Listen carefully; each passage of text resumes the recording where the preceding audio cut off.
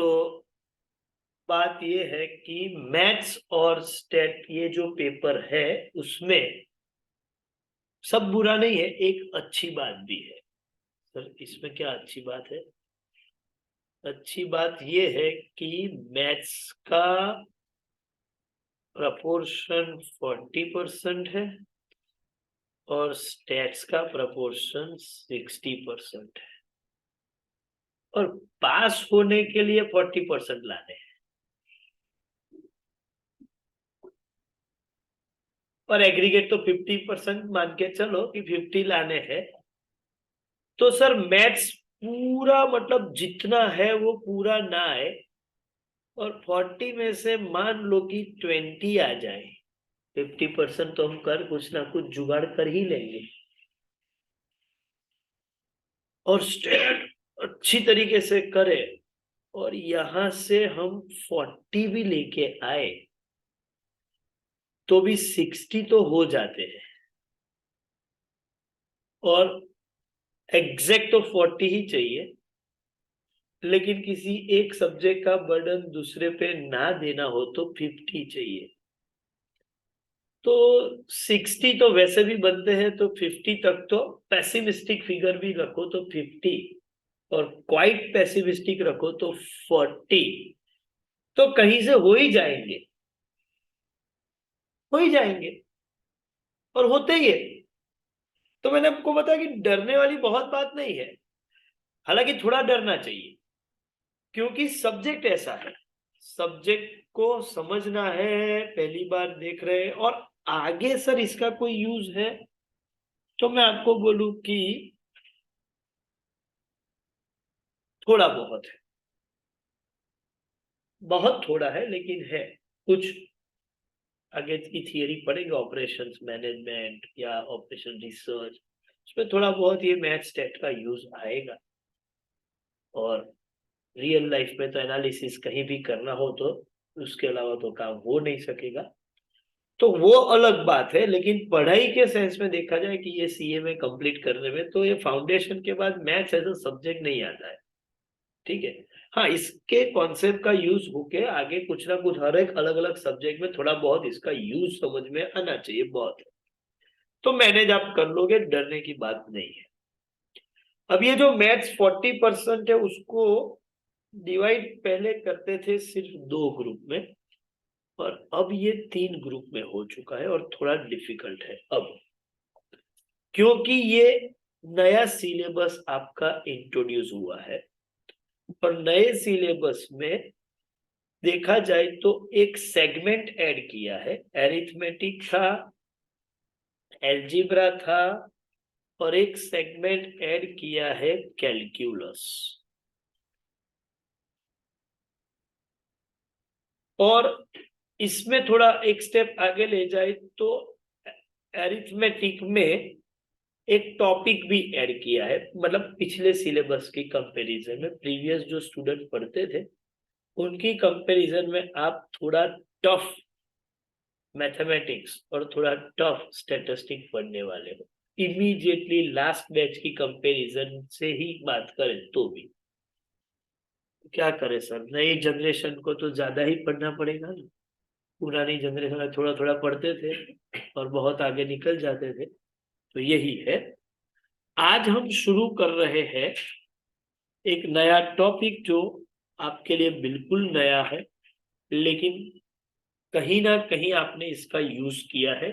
Topic है ratio, proportion, variation, जिसमें हम आज डिस्कस करेंगे रेशियो। ये वर्ड नया है या पता है, सुना हुआ है? सुना है सर, बहुत सुना है। चलिए, तो जो कुछ सुना है आपने, सुनी सुनाई बातों पे ज्यादा भरोसा नहीं करते, लेकिन जो कुछ भी आपके दिमाग में है इसके लिए वो आप मुझे बताइए कि क्या चीज समझ में आई है, रेशियो का मतलब क्या है।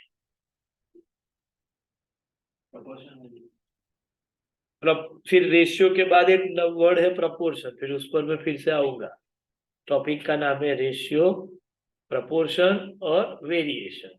ठीक है, तो प्रपोर्शन और रेशियो हम इंटरचेंजेबली यूज करते हैं दोनों वर्ड को, लेकिन कॉमन लैंग्वेज में चलता है, क्या फर्क पड़ता है, लेकिन मैथमेटिकली दोनों में फर्क है, तो इंटरचेंजेबली यूज अब नहीं करेंगे। ठीक है, और बोलो, तो रेशियो का इसने इन्होंने बोला कि कुछ प्रपोर्शन जैसा ही है, बात वही होगी आगे जाके, लेकिन वर्ड अलग है दोनों, और टेक्निकल मीनिंग भी थोड़ा थोड़ा अलग है।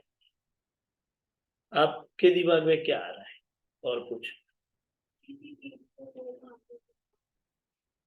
बिल्कुल, कंपैरिजन, बराबर, comparison by two different quantity. ठीक है,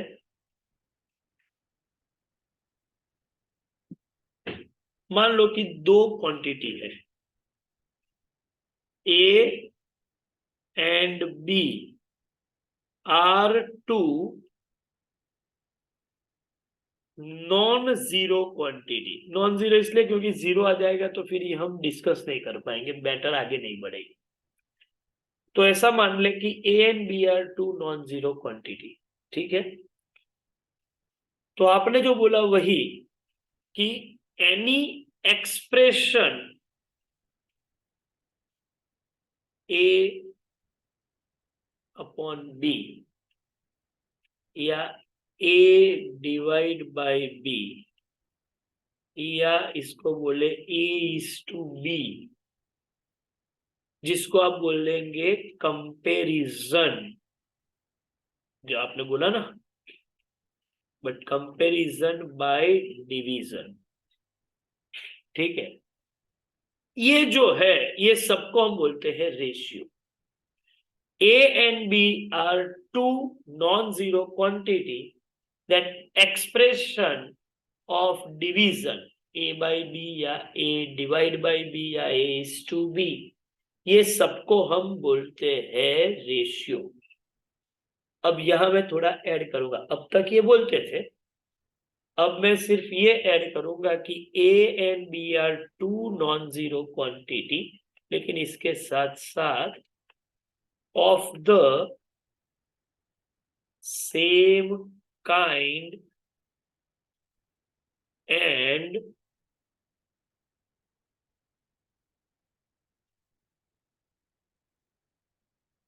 सेम यूनिट।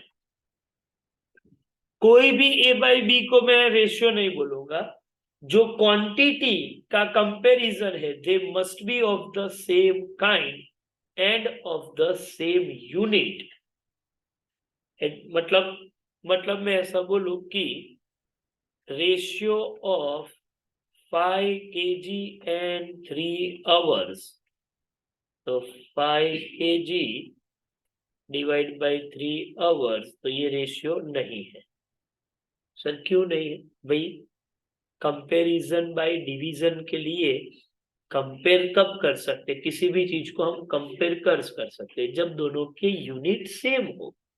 मैं 5 kg को 10 kg के साथ कंपेयर कर सकता हूँ, ठीक है, कि मेरे पास दो अलग अलग सब्जी है, और रॉ सब्जी की बात कर रहा हूँ, पकी हुई नहीं। ठीक है, तो एक सब्जी मान लीजिए कि 5 kg है और दूसरी 10 kg है, तो मैं बोल सकता हूँ कि भाई मेरे पास जो स्टॉक है उसमें सब्जी ए और बी का रेशियो 5:10 या 1:2 है।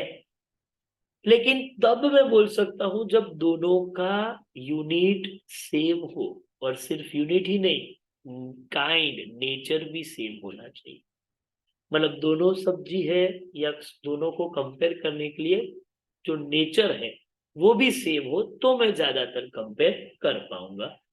तो इसका मतलब है कि सिर्फ मैं इतना बोल दूं कि दो क्वांटिटी एक्सप्रेस बाय डिवीजन वो रेशियो है ना, वो दोनों क्वांटिटी सेम काइंड भी होनी चाहिए और सेम यूनिट भी होनी चाहिए। ठीक है, तब any expression of division A by B A divide by B A is to B, मतलब कंपैरिजन बाय डिवीजन, को हम बोलते हैं रेशियो, जिसमें जो ए है वो रेशियो का फर्स्ट टर्म है। दो टर्म हुए, A is first term and B is second term. लेकिन फर्स्ट सेकेंड टर्म तो हम कॉमन पैरेलल्स में बोलेंगे। इसका टेक्निकल मीनिंग है, फर्स्ट टर्म का मतलब है एंटीसीडेंट, अब ये नाम याद रखना है, और सेकेंड टर्म का मतलब है कॉन्जिक्वेंट। तो ए एंड बी में ए एंटीसीडेंट है और बी कॉन्जिक्वेंट है। ठीक है, तो दो क्वांटिटी के बजाय सर तीन क्वांटिटी हो तो, मतलब कभी कभी हम ऐसा भी देखते हैं sir, A is to B is to C, ये भी रेशियो है, हाँ ये भी रेशियो है, लेकिन इसको हम स्पेशल टाइप का रेशियो इसको बोलेंगे कंटिन्यूड रेशियो। क्या बोलेंगे भाई? मतलब दो से ज्यादा टर्म्स हो रेशियो में तो एंटीसीडेंट कॉन्सिक्वेंट नहीं, उस वक्त first term second term third term ऐसा ही बोलना पड़ेगा। दो हो तो ही नाम बनेंगे एंटीसीडेंट एंड कॉन्सिक्वेंट, लेकिन दो से ज्यादा हो तो तीन या चार टर्म्स हो सकती है, लेकिन उसका नाम क्या है? Continued ratio. ये भी एक्सप्रेशन बाय डिवीजन ही है। क्लियर? अच्छा, रेशियो का कुछ पेक्युलरिटी है सर। एक तो हमने समझ लिया कि भाई सेम काइंड और सेम यूनिट होने चाहिए, वो तो हमने समझ लिया। अब दूसरा मैं लिखने जा रहा हूं उसके अलावा जो है वो, कि रेशियो की जो दोनों टर्म्स है या जितनी भी टर्म्स है उसको मैं सेम नंबर से, सेम नॉन जीरो नंबर से मल्टीप्लाई करूं या डिवाइड करूं, ratio will not change, it will not alter. क्या बात कर रहे हैं? सेम नंबर से मल्टीप्लाई, सेम नंबर मल्टीप्लाई करे या डिवाइड करे। सर इसका मतलब क्या हुआ? मान लो रेशियो है 3:2। अब मैं दोनों टर्म्स को, मतलब फर्स्ट टर्म और सेकेंड टर्म दोनों को, एंटीसीडेंट और कॉन्सिक्वेंट दोनों को किसी कांस्टेंट नंबर से मल्टीप्लाई करता हूं। मान लीजिए मैं 4 से मल्टीप्लाई करता हूं, तो 3 × 4 हो गया 12, 2 × 4 हो गया 8। तो नई जो क्वांटिटी बनी उसका रेशियो जो है 12:8, वो वही है जो ओरिजिनल 3:2 था। 3:2 और 12:8 में कोई फर्क नहीं है, क्योंकि 12/8 अल्टीमेटली रिड्यूस करेंगे तो 4 3 एंड 4 2 रेशियो बनेगा 3:2 ही ओनली। कहने का मतलब है कि मल्टीप्लाई या डिवाइड भी करो, जैसे 12:8 को मैं 4 से डिवाइड कर रहा हूं तो रेशियो बनता है 3:2, कोई फर्क नहीं पड़ता।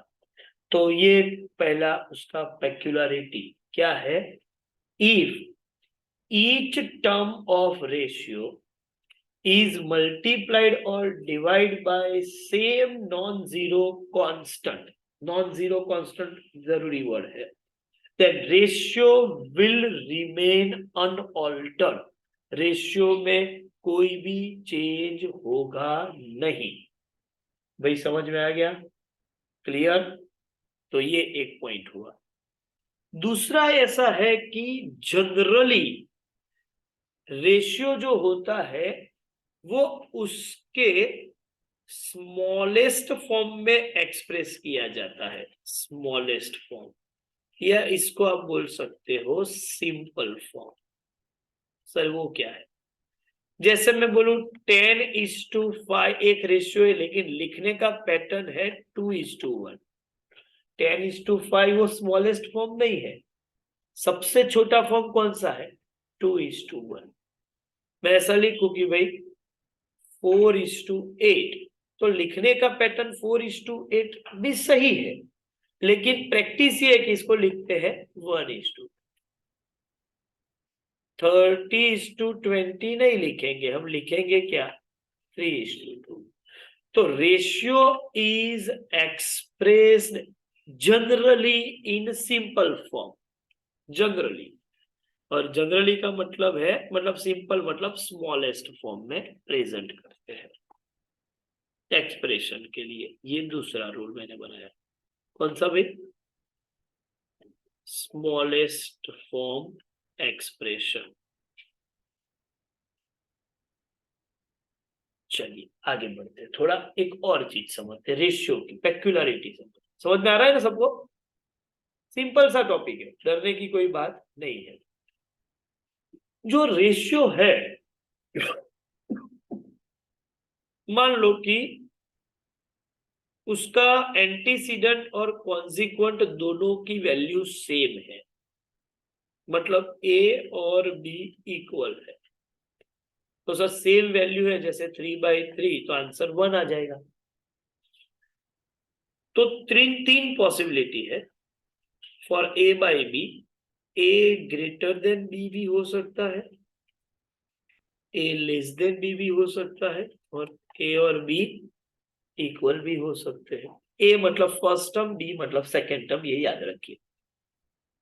यदि ए ग्रेटर देन बी है तो रेशियो का आंसर 1 से ज्यादा होगा, लेस देन बी है तो 1 से कम होगा, और एग्जैक्ट ए और बी इक्वल है तो 1, रेशियो की वैल्यू हो जाएगी 1। तो जब 1 से ज्यादा वैल्यू आती है उसको बोलते हैं, इक्वल हो तो ये दोनों इक्वल है तो इसको बोलते हैं रेशियो ऑफ इक्वालिटी। क्या बोलते हैं भाई इसको? क्यों इक्वालिटी? क्योंकि उसकी दोनों टर्म इक्वल है। लेकिन ये है ratio of inequality. A greater than B या लेस देन बी है तो वो इक्वालिटी नहीं है, इनइक्वालिटी। लेकिन उसमें ए ग्रेटर है और बी स्मॉलर है तो उसको बोलते हैं ratio of greater inequality. Inequality तो है लेकिन कौन सा? Greater inequality. तो यहां क्या बोलेंगे? Ratio of lesser inequality. ये समझ में आ गया भाई? सेम नंबर से मल्टीप्लाई डिवाइड करो, कोई चेंज नहीं होगा। स्मॉलेस्ट फॉर्म में एक्सप्रेस करो, ratio of greater inequality, ratio of lesser inequality and ratio of equality का मतलब क्या है ये भी समझ लिया। चलिए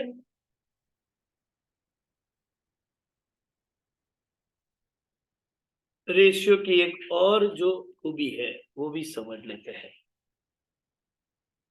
देखो रेशियो में आप रेशियो फ्रैक्शन हो, मतलब ratio of fraction can be converted in ratio of integer.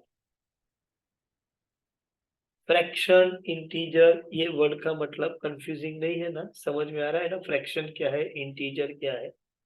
किसी को वर्ड समझ में ना आए तो मुझे बता दें, कोई टेक्निकल टर्म होती है मैथमेटिक्स में, समझ में आया? नहीं आया? अच्छा। रेशियो ऑफ फ्रैक्शन, जैसे मैं आपको बोलूं 3/2, इसको फ्रैक्शन बोलते हैं क्योंकि इसका आंसर 1.5 ऐसा डेसिमल में आता है, ये फ्रैक्शन है, अपूर्णांक। लेकिन वैसा बोलो कि 3, तो 3 है, कंप्लीट नंबर ही है, कोई आधा अधूरा नंबर नहीं है, तो ये फ्रैक्शन नहीं है, ये बना जाता है इंटीजर। उसको बोलते हैं पूर्ण अंक, पूर्णांक। अपूर्णांक एंड पूर्णांक। पूर्ण अंक गुजराती वर्ड जो है ना वो, या हिंदी वर्ड या संस्कृत वर्ड, वो सेल्फ एक्सप्लेनेटरी है, पूरा समझ में आता है। पूर्ण अंक, आधा अधूरा नहीं, टूटा हुआ नहीं। फ्रैक्शन मतलब टूटा हुआ, 3/5, 4/5, ये सब फ्रैक्शन। 7/8, ये कंप्लीट नंबर नहीं है, मतलब इंटीजर नहीं है।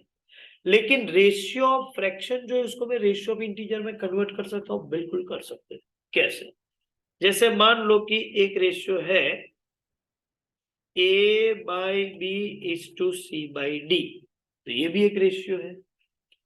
जैसे हम बोले कि भाई 3/2 4/5।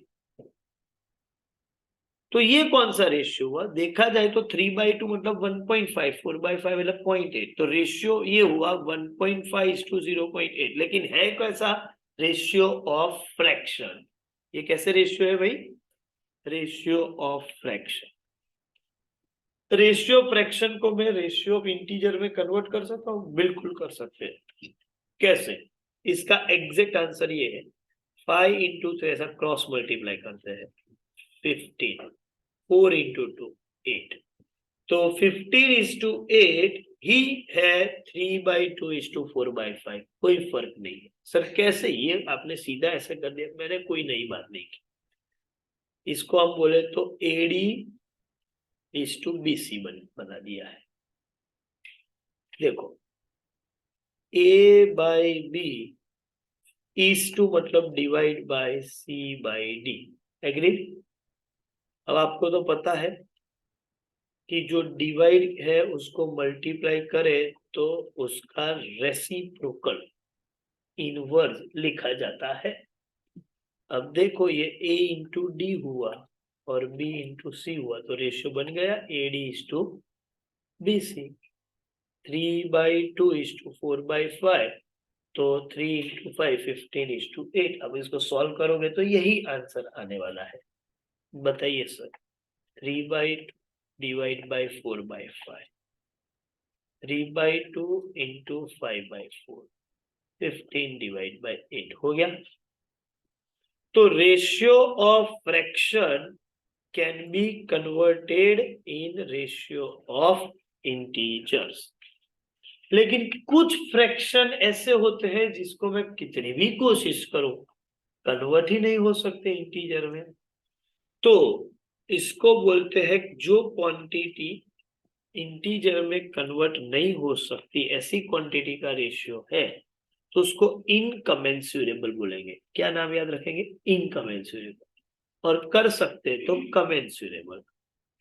लिख लेते हैं भाई, quantity not convertible in integer, या रेशियो ऑफ फ्रैक्शन में नॉट कन्वर्टिबल इन इंटीजर, तो उसको बोलते हैं इनकमेंसुरेबल। और कन्वर्ट कर सकते हैं, can be convertible in integer, उसको बोलेंगे कमेंसुरेबल। तो अभी पहले जो एग्जांपल दिया था वो क्वांटिटी कैसी थी? कमेंसुरेबल। लेकिन आपको ऐसा कोई रेशियो मिल जाए, √3:√2। अब √3 एक ऐसा फ्रैक्शन है जिसका कभी भी आप कोई इंटीजर नहीं निकाल पाओ किसी भी हालत में, और ये रेशियो का इंटीजर में कन्वर्जन, रेशियो ऑफ इंटीजर में कन्वर्जन हो ही नहीं सकता। तो ये जो क्वांटिटीज है उसको बोलेंगे इनकमेंसुरेबल। ठीक है। एक और चीज, क्या एक रेशियो को दूसरे रेशियो के साथ कंपेयर कर सकते हैं? कंपेयरिंग रेशियोज बिल्कुल कर सकते हैं। कैसे करेंगे? ध्यान से। आपको बोला जाए कि 2/3 एक रेशियो है और दूसरा 4/5 है, तो ये दोनों में से कौन सा ग्रेटर है और कौन सा स्मॉलर है, कंपेयर तो करना है। तो ऐसे केस में कंपैरिजन का टेक्निक ये है कि 3 और 5, ये दोनों का एलसीएम निकाल दो। क्या है? 15। तो दोनों को सेम डिनोमिनेटर में कन्वर्ट करो। यहाँ 15 है तो मुझे करना क्या पड़ेगा? 3 को 5 से मल्टीप्लाई करेंगे तो 15 आएगा एलसीएम, तो 2 को भी मल्टीप्लाई करना पड़ेगा, तो ये बन जाएगा 10/15। और इसको मैं 3 से मल्टीप्लाई करूंगा, 4/5 तो 3, तो वो 15 हो जाएगा। तो यहाँ भी 3 से मल्टीप्लाई करें, 12/15। अब कॉमन हो गए, तो 10 और 12 में ये स्मॉलर है, तो 10/15 स्मॉलर है, 12/15 से, तो गारंटी मान लो 2/3 स्मॉलर देन 4/5। तो ये रेशियो कंपेयर हो गए कि 2/3 स्मॉलर है और 4/5 ग्रेटर है, सीधा हिसाब है। तो इसको बोलते हैं कंपेयर करना हो तो क्या करेंगे, कॉमन डिनोमिनेटर में कन्वर्ट करके कंपेयर कर सकते हैं। और कोई बोले सर इतना क्यों करने का, हमारे पास तो कैलकुलेटर है, कैलकुलेटर है 2/3, कैलकुलेटर लेके काम करेंगे, 0.6666 है तो 667 लिखते हैं, 4/5 0.80 है, 0.66 से 0.80 ज्यादा है, तो 2/3 स्मॉलर और 4/5 ग्रेटर। कौन पूछने जाएगा आपने कौन सी मेथड अप्लाई की, एमसीक्यू एग्जाम है, बराबर। तो हम ये काम भी कर सकते हैं, कैलकुलेटर तो है ना, तो जब कॉमन सेंस हुआ ना काम के हमारे पास, तो कई सारे क्वेश्चन तो ऐसे ही सॉल्व हो जाते हैं। ठीक है, जरूरत भी नहीं है कि हाँ भाई इसको इस तरीके से सॉल्व करो, कोई जरूरत नहीं है, लेकिन रेशियो को कंपेयर कर सकते हैं, एक रेशियो को दूसरे रेशियो के साथ। क्लियर, कंफ्यूजन है भाई? नहीं है। अब एक और पॉइंट डिस्कस करने के लिए है कि यदि if one quantity changes other quantity in the ratio of A is to B, a quantity changes with other quantity in the ratio of A is to B, then guarantee मान लो new quantity is B by A of original quantity। Sir क्या बात है, A is to B ratio है तो new quantity जाएगी B by A of original quantity. मैं आपको एक एग्जांपल लूं तो बिल्कुल आसानी से समझ में आ जाएगा। आप सबको पता है ना बोनस शेयर क्या है, कौन सी चीज है, कॉमर्स पढ़ के आए हो, बराबर। मान लो कि बोनस शेयर इश्यू हुए, जिसके पास एक शेयर हो उसको 2 शेयर का बोनस मिल रहा है, ऐसा मान लो, या एक के अगेंस्ट एक का बोनस मिल रहा है, तो पुराना होल्डिंग मतलब ओल्ड होल्डिंग और न्यू होल्डिंग का रेशियो क्या होगा, एक बोनस शेयर मिल गया तो न्यू होल्डिंग का रेशियो हो जाएगा 1:2। एग्रीड। एक शेयर जिसके पास था उसको एक बोनस दे दिया, तो after bonus issue new holding होगा 2, ओल्ड होल्डिंग होगा 1। जिसके पास एक शेयर है तो बोनस के बाद उसके पास कितने हो जाएंगे, 2। हो सकता है कि कोई 3 के अगेंस्ट 2 दे दे, तो पहले 3 थे तो 2 मिलने के बाद वो 5 हो जाते हैं, ऐसा। ठीक है, तो मान लो कि पुराने एक शेयर के अगेंस्ट आपको एक बोनस मिलेगा, तो न्यू होल्डिंग कितना हो गया, 2। किसी बंदे के पास 5,000 शेयर है तो न्यू शेयर होल्डिंग कितना हो जाएगा उसका, सर 10,000 का। हाँ हाँ या ना, बोनस के बाद। तो न्यू क्वांटिटी जो 10,000 है वो कैसे मिली, सर वो मिली पुरानी क्वांटिटी को 2 से मल्टीप्लाई करने के बाद। एग्रीड। तो देखो भाई, और आपका ratio quantity changes in ratio of 1:2, new quantity is 2/1 of old quantity, old quantity 5,000 थी, तो यही मैंने लिखा है। A quantity changes with other quantity in the ratio of A is to B, then new quantity is B by A of original quantity. Agreed? You need to go. Okay. ठीक है, don't worry. अब मतलब जरूरत क्या होती है जब वो कुछ, हाँ मैं वही पूछ रहा हूँ कि आपका कुछ ट्रेन या ऐसा कुछ टाइम रहेगा। ठीक है, ठीक।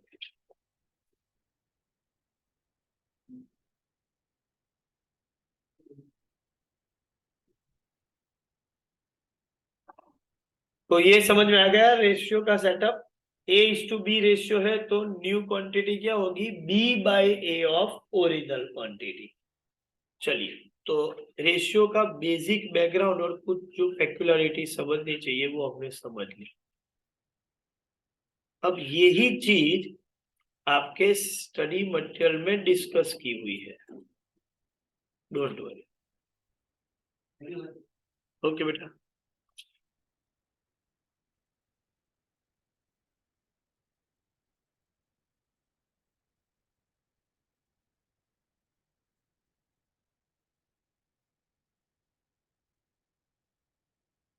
तो बेसिक आइडिया जो है वो हमने यहाँ पर दे दिया है, लेकिन कुछ चीजें मैंने एक्स्ट्रा भी डिस्कस कर ली है। यहाँ पर है कि भाई कंपेयर करना है, रिड्यूस करना है, सेम सेम डिनोमिनेटर में कौन ग्रेटर कौन स्मॉलर, तो ये सब यहाँ पर डिस्कस किया है। इक्वालिटी और inequality, greater inequality, lesser inequality. तो आप जब भी आपके पास मॉड्यूल आ जाए तो यहाँ से आप पढ़ सकते हो जो डिस्कशन हुआ है वो।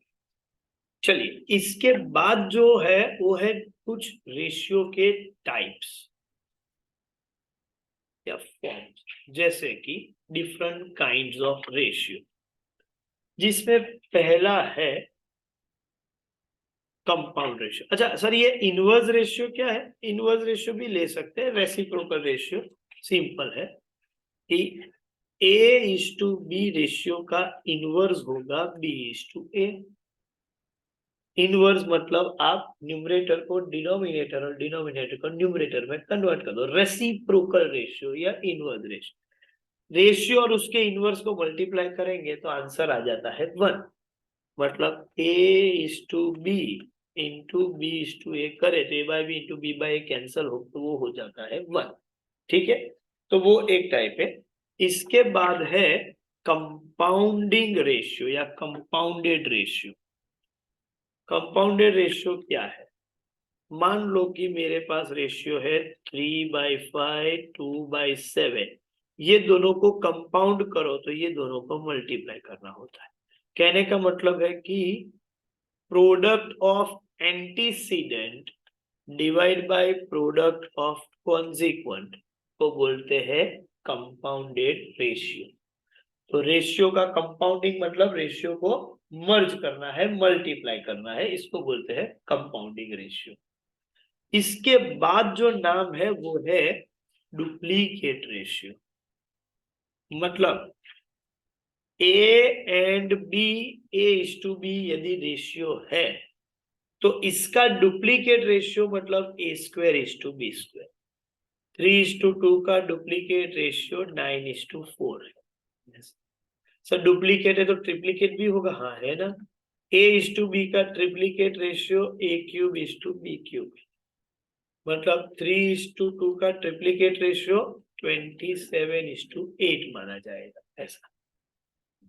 और डुप्लीकेट पर से सब डुप्लीकेट की बात करें तो A:B का सब डुप्लीकेट रेशियो है √A:√B। मतलब मैं ऐसा बोलूं कि 16:4 का डुप्लीकेट रेशियो क्या होगा तो 4:1। और सब ट्रिप्लीकेट रेशियो, जैसे ये सब डुप्लीकेट रेशियो, डुप्लीकेट मतलब स्क्वायर कर दो, डुप्लीकेट रेशियो मतलब squaring of the terms, sub duplicate मतलब square rooting of the terms, square root करना पड़ता है। उसी तरीके से ट्रिप्लीकेट रेशियो में क्यूब ऑफ द टर्म्स करते हैं, तो सब ट्रिप्लीकेट में cube root of the terms करेंगे। मतलब ऐसा मान लो कि 27:8 का सब ट्रिप्लीकेट रेशियो, तो इसका क्यूब रूट करेंगे तो 3:2 आएगा, ऐसे काम करना है। तो ये जो चीजें है यहाँ पर लिखी हुई है एक बार देख लीजिएगा। कंपाउंडेड रेशियो क्या है, डुप्लीकेट क्या है, ट्रिप्लीकेट क्या है, सब डुप्लीकेट एंड सब ट्रिप्लीकेट, और कंटिन्यूड हमने पहले ही देख लिया है। ठीक है, तो 2 से ज्यादा टर्म्स हो तो उसको बोलते हैं कंटिन्यूड रेशियो।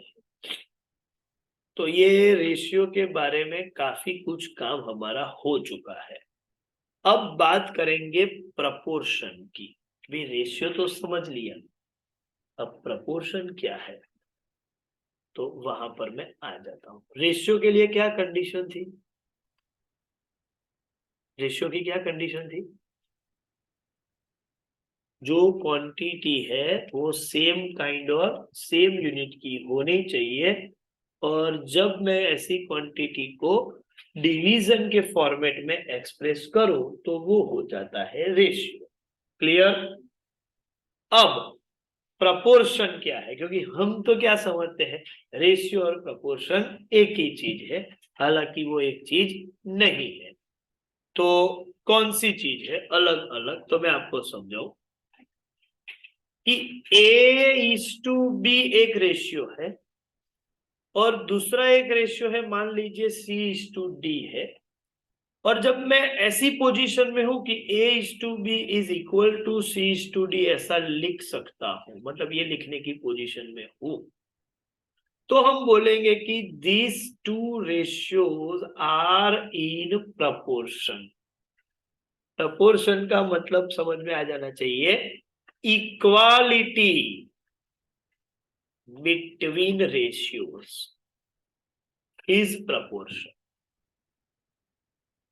तो इसको ऐसे भी लिख सकते हैं, A:B ऐसे 4 डॉट C:D, तो ये भी प्रपोर्शन है। A:B in proportion to C:D। तो when ratios are equal, you can say they are in proportion। तो ये A B C D में A:B equals to C:D है, तो हम बोलेंगे ABCD आर इन प्रपोर्शन। इसमें A first proportion, B second proportion, C third proportion, D fourth proportion. 4 terms है, 4 को नाम दे दिया। A is first proportion, B is second proportion, C is third proportion और D इज फोर्थ प्रपोर्शन। ठीक है, उसमें ये जो फर्स्ट सेकेंड थर्ड और फोर्थ है, उसमें फर्स्ट और फोर्थ जो है उसको बोलते हैं एक्सट्रीम प्रपोर्शन, और सेकेंड और थर्ड जो है उसको बोलते हैं मीन्स। तो एक्सट्रीम क्या है और मीन्स क्या है? ABCD प्रपोर्शन में है तो A और D एक्सट्रीम है, B और C मीन्स है। एग्रीड? मीन्स किसको बोलते हैं और एक्सट्रीम किसको बोलते हैं? ये first and fourth proportional are extreme, second and third are means. अब इसमें भी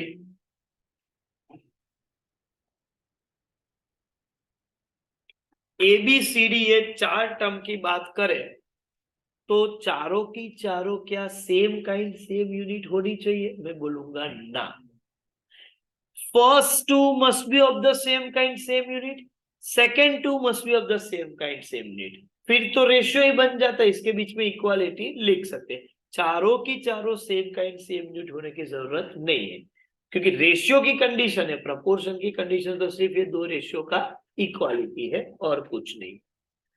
अब यदि ABCD आर इन प्रपोर्शन, तो आप बोलोगे कि sir A/B equals to C/D है, तो AD इक्वल्स टू BCB होगा कि नहीं होगा? तो होगा ही होगा। A और D को मल्टीप्लाई कर दो, B और C को मल्टीप्लाई कर दो। AD और BC ये दोनों इक्वल है, लेकिन A और D क्या है? एक्सट्रीम है, और B और C क्या है? मीन्स है। तो when 4 terms are in proportion, rule ये है कि product of extremes must be equal to product of means. समझे? तो प्रपोर्शन का कंडीशन ये है कि मीन्स का प्रोडक्ट और एक्सट्रीम का प्रोडक्ट हमेशा इक्वल रहना चाहिए। Any doubt? क्लियर? चलिए, कभी कभी ये होता है कि आपको ऐसा लगे कि A/B इक्वल्स टू B/C, तो यहां 4 टर्म नहीं है, देखी जाए तो 3 ही टर्म हुई, A, B एंड C।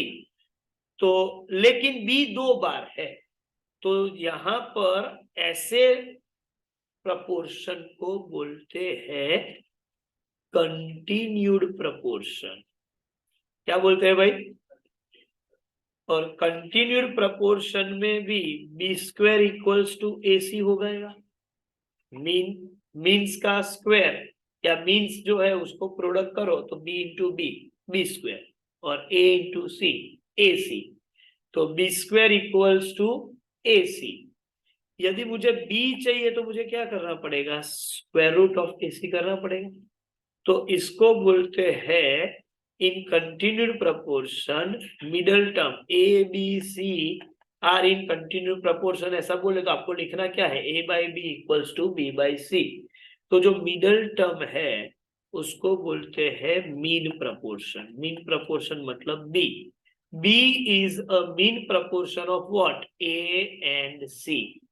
और शायद आपने कहीं पर पढ़ा हो कि दो वैल्यू को मल्टीप्लाई करने के बाद स्क्वायर रूट करते हैं तो यदि कोई एक वैल्यू मिलती है जिसको मैं यहाँ पर बी बोल रहा हूं, तो आपको पता है कि मल्टीप्लाई करने के बाद स्क्वायर रूट करते तो वो ज्योमेट्रिक मीन होता है, ज्योमेट्रिक मीन।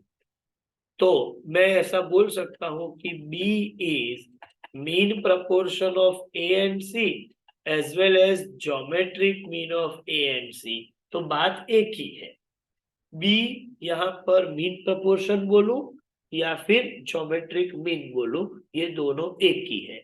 लेकिन ये पॉसिबिलिटी कब आएगी? जब कंटिन्यूड प्रपोर्शन होगा तो। हमेशा तो ऐसा होता नहीं है। 4 टर्म होगी तो कंटिन्यूड प्रपोर्शन नहीं मिलेंगे, 3 टर्म्स होगी तो कंटिन्यूड प्रपोर्शन मिलेगा। चलिए, प्रपोर्शन का बेसिक आइडिया समझ में आ गया, कोई कंफ्यूजन नहीं है। तो थोड़ा देख लेते हैं यहाँ पर।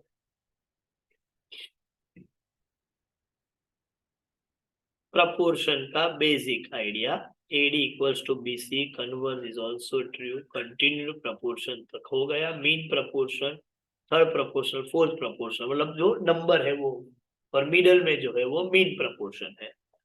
अब कुछ क्वेश्चन पढ़ने हैं हमें, जैसे यहाँ पर एग्जांपल दिया हुआ है, सिंपल सा एग्जांपल है कि मीन प्रपोर्शन बिटवीन 0.08 एंड 0.18, ये दोनों मतलब ए और सी का मीन प्रपोर्शन बी है, तो बी क्या होता है? सर बी होता है मीन प्रपोर्शन, तो स्क्वायर रूट ऑफ ए सी होता है। और मुझे ये 0.08 और 0.18 का मीन प्रपोर्शन चाहिए, तो एक काम करो सर, 0.08 और 0.18 को मल्टीप्लाई करके स्क्वायर रूट निकाल दो तो मीन प्रपोर्शन मिल जाएगा। तो ये सॉल्व करेंगे तो 0.12 मीन प्रपोर्शन है। आपको बोले कि third proportion to 16 and 36 is obtained as 16, 36, third proportion निकालो। तो फर्स्ट प्रपोर्शन 16 है, सेकंड प्रपोर्शन 36 है, और थर्ड प्रपोर्शन क्या है वो पूछा है। तो 3 ही टर्म प्रपोर्शन में है, तो वो कौन सा प्रपोर्शन होगा? कंटिन्यूड होगा। तो ऐसे केस में मुझे चाहिए तो 16/36 इक्वल्स टू 36/x। फिर मैं सॉल्व करूंगा और थर्ड प्रपोर्शन x की वैल्यू ढूंढेंगे। यहाँ पर ऐसा ही लिखा है 16/36, 36/x, फिर x equals to 16x is 36 square, फिर x का आंसर आ रहा है 81। ऐसे है। कोई बोले फोर्थ प्रपोर्शन निकालो, 4, 9 और 12 का। 4, 9, 12 का फोर्थ प्रपोर्शन, मतलब यहाँ 3 नहीं 4 टर्म है। 4 टर्म प्रपोर्शन में तो फर्स्ट, सेकंड, थर्ड और फोर्थ प्रपोर्शनल को लिखना हो तो क्या लिखेंगे? 4/9 इक्वल्स टू 12/x। और यहाँ पर मैं सॉल्व करूं तो x मिल जाएगा, x equals to 12 into 9 divide by 4, तो ये 27 आंसर होगा। तो इसको हम बोलते हैं mean proportion, third proportion, fourth proportion का बेसिक आइडिया। कोई कंफ्यूजन नहीं है। प्रपोर्शन के कुछ थियरम है जो 4 टर्म्स के लिए है, स्पेसिफिकली 4 टर्म्स के लिए है, लेकिन वो मैं आज कवर नहीं करूंगा क्योंकि कुछ ज्यादा हो जाएगा पहले दिन के लिए। वैसे तो ज्यादा ही करना है हमें, लेकिन आज के दिन के लिए इतना ज्यादा नहीं करेंगे, बराबर। थोड़ी डाइजेस्टिंग कैपेसिटी सर हमारी कम है, बराबर है। तो एक काम करते हैं, सिर्फ theorems on 4 quantities for proportion जो है वो बाकी रखा हुआ है, और एक छोटा सा टॉपिक है ईच रेशियो का। बाकी ये पूरा काम हो चुका है, कैलकुलेशन मतलब वेरिएशन नहीं हुआ है, रेशियो और प्रपोर्शन का काम हुआ है, वेरिएशन बाकी है। फिर कुछ क्वेश्चन देखेंगे तो ज्यादा अच्छी तरीके से आप इसको समझ पाओगे। ठीक है, तो चलिए मिलते हैं नेक्स्ट सेशन में। मैं यहाँ पर मीटिंग एंड करता हूँ।